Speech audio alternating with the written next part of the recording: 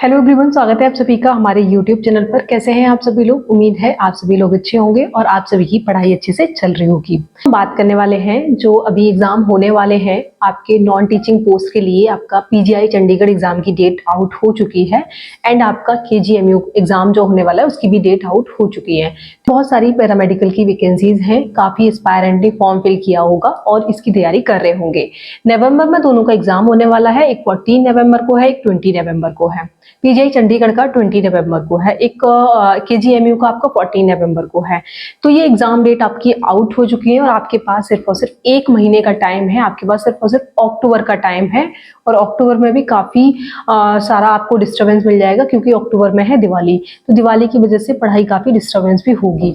तो आज की वीडियो में हम यही डिस्कस करेंगे कि आपको पढ़ाई को कैसे मैनेज करना है और आपको टाइम कैसे निकालना है और आपको किस तरह से पढ़ना है। बहुत सारे ऐसे स्टूडेंट हैं जिन्होंने अभी अभी एमसीआरई 2025 का एग्जाम दिया और उनका किसी भी रीजन से सिलेक्शन नहीं हो पाया, तो वो काफी परेशान हैं कि अभी नेक्स्ट ईआरई का इंतजार करें या फिर कोई और एग्जाम की तैयारी करें। बहुत सारे मैसेज भी आते हैं, काफी कंफ्यूजन में लोग रहते हैं। दूसरा ये कि वो लोग नहीं समझ पाते कि तैयारी किस डायरेक्शन में करें, क्या आपको पढ़ना चाहिए, कितना एग्जाम में आएगा। तो उन सब की जो डाउट्स हैं आपके, वो डाउट्स मैं आपकी क्लियर करने वाली हूँ।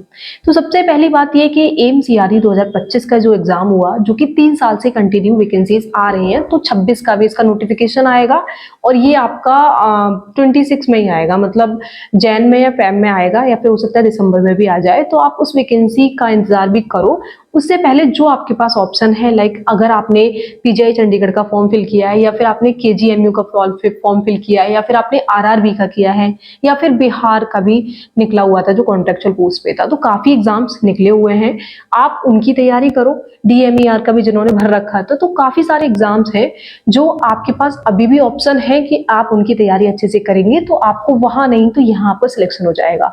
बहुत सारे अच्छे स्टूडेंट भी रहे होंगे जो अच्छे स्टूडेंट हैं बट उनका रैंक बहुत ज्यादा अच्छा नहीं आ पाया किसी भी रीजन से। अभी तो एमसीआरई कंप्लीट नहीं हुआ है, अभी सिर्फ और सिर्फ उसमें चॉइस फिलिंग हुई है, तो अभी तो उसे कंटिन्यू फाइनल होने में टाइम लगेगा, तब आपको पता चलेगा कि आप सिलेक्टेड हैं या फिर आप रिजेक्टेड हैं। तो उससे पहले ही जो लोग रैंक में नहीं आ रहे हैं, जिनकी अच्छी रैंक नहीं है वैकेंसीज के कंपैरिजन में, तब आप और एग्जाम की तैयारी में अच्छे से लग जाइए। पीजीआई चंडीगढ़ मोस्टली स्टूडेंट से फिल किया है। मैंने एक पोल जनरेट किया था अपने टेलीग्राम ग्रुप पे, उसमें मैंने पूछा था कि पीजीआई चंडीगढ़ कितने स्टूडेंट्स ने एंड केजीएमयू कितने लोगों ने फिल किया है। तब आप मेरे टेलीग्राम चैनल को ज्वाइन कर लीजिए। टेलीग्राम चैनल पे हम बहुत सारी चीजें अपलोड करते हैं, जैसे कि हम वीडियो की notification, notes, PDF, short note हम अपलोड करते हैं। सेकेंड, मेरा एक कहना यह है कि पीजीआई चंडीगढ़ और केजीएमयू दोनों एग्जाम अगर आपने टारगेट किए हैं तो दोनों एग्जाम का पैटर्न जो है वो डिफरेंट है। दोनों में 100 क्वेश्चन आएंगे, बट आपके जो केजीएमयू है उसमें आपके 60 आपके सब्जेक्ट से रिलेटेड एंड 40 आपका नॉन टेक्निकल आएगा। पीजीआई चंडीगढ़ में आपकी 100 क्वेश्चन आपका टेक्निकल पार्ट से आने वाला है। तो ये दो एग्जाम है, इनमें अगर आप दोनों को दे रहे हैं तो आपको टेक्निकल के साथ साथ नॉन टेक्निकल की भी तैयारी करनी होगी। नॉन टेक्निकल में आपका इंग्लिश, मैथ्स, रीजनिंग, जीके, ये सारे सब्जेक्ट रहते हैं, तो ये भी आपको पढ़ने पड़ेंगे, जैसे कि आपने एमसीआरई के टाइम पे पढ़े थे। एमसीआरई में भी नॉन टेक्निकल आया था। मैक्सिमम एग्जाम्स में नॉन टेक्निकल का पोर्शन आता ही आता है, किसी किसी एग्जाम को छोड़ दिया जाए, जैसे पीजीआई चंडीगढ़ नहीं पूछता है कभी। तो जो लोग केजीएमयू फिल किए हैं उनको नॉन टेक्निकल की भी तैयारी करनी होगी। आगे और भी एग्जाम आएंगे, एमसीआरई 2026 पे आएगा, तब भी आपको नॉन टेक्निकल पढ़ना पड़ेगा। बहुत सारे स्टूडेंट्स एमसीआरई 25 में इस वजह से रह गए कि उनको नॉन टेक्निकल नहीं आता था। अगर आप नॉन टेक्निकल में भी अच्छा गेन कर पाते, आपके ओवरऑल मार्क्स आपके बढ़ जाते, तो नॉन टेक्निकल पार्ट भी काफी अच्छा रोल प्ले करता है आपकी प्रिपरेशन में। एम्स 25 का जब एग्जाम होने वाला था, उसमें हमने एक महीने पहले एक स्ट्रेटेजी बनाई थी अपनी कि हम डेली टारगेट सेट करते थे। मैं ग्रुप में डेली अपलोड करती थी कि आपको पर डे कितना पढ़ना है नेक्स्ट, और शाम में उसकी एमसीक्यूज की मैं एक वीडियो अपलोड करती थी। उससे आप सेल्फ एनालिसिस करते थे कि आपका कितना स्कोर सही जा रहा है आपके पढ़ने के अकॉर्डिंग। तो इस बारे में हम ऐसा करने वाले हैं, तो अभी हम सिलेबस के अकॉर्डिंग सेंड करेंगे। उससे पहले आप मुझे ये बताइएगा कि ये आपके लिए कितना हेल्पफुल रहा था और आगे करना चाहिए या नहीं। आप मुझे कमेंट सेक्शन में जरूर बताना और मुझे टेलीग्राम पर भी मैसेज करना। जो लोग हमारे टेलीग्राम पे नहीं है वो हमारे टेलीग्राम को डिस्क्रिप्शन बॉक्स से जाके लिंक से जाके ज्वाइन कर सकते हैं। दूसरा, हम टेलीग्राम पे नॉन टेक्निकल के भी पीडीएफ मैंने काफ़ी प्रोवाइड किए थे उस टाइम। अभी मैं सोच रही हूँ जो लोग केजीएमयू या फिर और एग्ज़ाम्स आने वाले हैं उनकी प्रिपरेशन कर रहे हैं, तो नॉन टेक्निकल पार्ट आपका काफ़ी इम्पोर्टेंट होता है।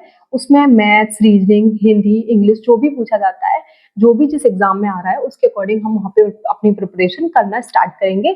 वहाँ पे हम नॉन टेक्निकल का, अगर आप चाहते हैं कि नॉन टेक्निकल आपको सीरियसली पढ़ना है तो हम उसके चैप्टर वाइज वीडियो भी अपलोड करेंगे। अगर आप मैथमेटिक्स को अच्छे से करना चाहते हैं, जैसे कि कुछ चैप्टर्स होते हैं जो आपके अर्थमेटिक मैथ से होते हैं, तो वो आपको आने ही चाहिए। बहुत इजी और बेसिक उसमें से आपके एग्जाम में पूछा जाता है, बहुत ज़्यादा टफ नहीं आता है। तब आप अच्छे से उसको कर लीजिएगा। अगर आप चाहते हैं तो मैं सोच रही हूँ ऐसा कुछ कि एक वीडियो नॉन टेक्निकल की भी साथ साथ मैथ्स पे, रीजनिंग पे आपके कॉन्सेप्ट क्लियर करा सकूं। जिससे क्या होगा, आगे आने वाले, जैसे कि जो लोग अभी से एमसीआरई 2026 में लगे हुए हैं, तो वो नॉन टेक्निकल को साथ साथ पढ़ना स्टार्ट कर देंगे। दूसरा, हमारा जो टेक्निकल का पार्ट है उस पे हम एमसीक्यूज अपलोड करते रहते हैं, पीवाईक्यूज की वीडियोस भी बनाते रहते हैं। जैसे मैंने अभी पीजीआई चंडीगढ़ में तो 2019 का पेपर सॉल्व कराया था। अभी मैं 23 का पेपर सॉल्व कराने वाली हूँ। लोग लैब टेक्नीशियन है, उनका टेक्निकल पार्ट में पढ़ाती हूँ, और जो नॉन टेक्निकल पार्ट है वो ऑल जितने भी पैरामेडिकल में कोर्सेज हैं, जैसे कि आपकी रेडियोग्राफी है, डेंटल हाइजीनिस्ट है, या फिर ईएनटी में है, या फिर डायलिसिस टेक्नीशियन है, ओटी टेक्नीशियन है, जितने भी लोग हैं, जो नॉन टेक्निकल पार्ट रहता है वो सब में सेम रहता है। काफी सारे स्टूडेंट्स हमारे टेलीग्राम पे, हमारा टेलीग्राम ग्रुप जो है वो कॉमन हो गया है, बहुत सारे स्टूडेंट्स उस पे जुड़े हुए हैं अलग अलग डिपार्टमेंट से। तो वो नॉन टेक्निकल आप सभी के लिए बहुत इंपॉर्टेंट रहने वाला है, जो हम ग्रुप में कराएंगे। तो आप हमारे ग्रुप को जरूर ज्वाइन कर लें। हम उसको करना क्या है कि जैसे कि आपके पास 1 महीने का टाइम बचा है दोनों एग्जाम के लिए, केजीएमयू और पीजीआई चंडीगढ़ के लिए, तो आपको पर डे कितना पढ़ना है सिलेबस के अकॉर्डिंग वो आपको, आई होप सो कि आपका सिलेबस कंप्लीट हुआ है। अभी अभी रिसेंटली एमसीआरई के टाइम पे आपने अपना सिलेबस कंप्लीट किया है। अभी आपको नीड है कि आप रिवीजन कर लें, अच्छे से रिवीजन कर लें, और बहुत ज्यादा से ज्यादा पीवाईक्यूज और एमसीक्यूज की प्रैक्टिस करें। ज्यादा से ज्यादा क्वेश्चन प्रैक्टिस आपको ये बताती है कि आपकी जो तैयारी है वो सही डायरेक्शन में है या नहीं। जैसे कि आपने कोई टॉपिक पढ़ा, सपोज आपने कोई हिमेट का टॉपिक पढ़ा, इरिथ्रोपोइसिस पढ़ा आपने, इरिथ्रोपोइसिस पे अगर आपने 15-20 भी क्वेश्चन को लगा लिया, तो ये आपको इरिथ्रोपोइसिस जो है वो अच्छे से क्लियर हो जाएगा। तो मेरा कहने का मतलब है, आप टॉपिक वाइज भी एमसीक्यूज कर सकते हैं और आप पीवाईक्यूज भी कर सकते हैं। जो प्रीवियस ईयर में आया हुआ होता है उससे आपको ये अंदाजा लगता है कि आपकी पेपर में किस तरह के पूछा जाएगा। तो पीवाईक्यूज और एमसीक्यूज दोनों काफी अच्छा और इम्पोर्टेंट होते हैं आपकी एग्जाम को क्रैक करने के लिए। तो जो लोग भी हमारे चैनल से जुड़े हुए हैं वो हमें कमेंट सेक्शन में बता सकते हैं कि पीजीआई चंडीगढ़ का मैं एक एग्जाम आपको प्रोवाइड करा चुकी हूँ, दूसरा भी अभी जल्दी में प्रोवाइड कराने वाली हूँ। एमसीआरई 2026 में जो लोग तैयारी करना चाहते हैं वो लोग अभी से तैयारी में लग जाएं। जैसा कि मैं अभी टेक्निकल और नॉन टेक्निकल साथ में डेली, अगर आप चाहेंगे तो मैं टॉपिक वाइज भी वीडियो बना दूंगी। तो टॉपिक वाइज भी जो टॉपिक आपको क्लियर नहीं होंगे आप मुझे कमेंट सेक्शन में बताइएगा, तो मैं उस टॉपिक पे भी वीडियो आपके लिए बना दूंगी। तो इस तरह से अभी हम नेक्स्ट एग्जाम्स जो है उनको टारगेट करेंगे और सिलेक्शन लेंगे। जो लोग एम्स में अभी सिलेक्ट नहीं हो पाए, जो सीआरई 2025 में सिलेक्ट नहीं हो पाए, वो आगे आने वाले एग्जाम्स में सिलेक्ट हो जाएंगे। वो चाहे पीजीआई चंडीगढ़ हो, केजीएमयू हो, आगे डीएमईआर है, तो बहुत सारे एग्जाम्स हैं। आप 26 का वेट करने से पहले आप इन एग्जाम पे फोकस करिए। उसके बाद तो आपका 26 में जो सीआरई आने वाला है उसमें डेफिनेटली आपका सिलेक्शन होगा, क्योंकि एम सीआरई में ज्यादा वैकेंसीज निकलती हैं इन एग्जाम के कंपैरिजन में। तो आपका डेफिनेटली सिलेक्शन होगा। ज्यादा से ज्यादा आप अगर 6 महीने भी अच्छे से पढ़ाई कर लेंगे तब आपका सिलेक्शन हो जाएगा। तो कुछ इंपॉर्टेंट चीजें ये होती हैं कि आपको तैयारी किस तरह से करनी चाहिए। तो सबसे पहले तो मैं कहूंगी आपको, सबसे पहले आपको अपना सिलेबस कंप्लीट करना चाहिए। सिलेबस कंप्लीट करना एक इंपॉर्टेंट होता है। उसका रीजन ये है कि आपको कोई क्वेश्चन पूछा जा रहा है तो वो कहाँ से आ रहा है आपको ये पता चलता है। तो सबसे पहले तो आप सिलेबस कंप्लीट कर लीजिए। सिलेबस कंप्लीट करने के बाद आप उसका बार बार रिवीजन करो।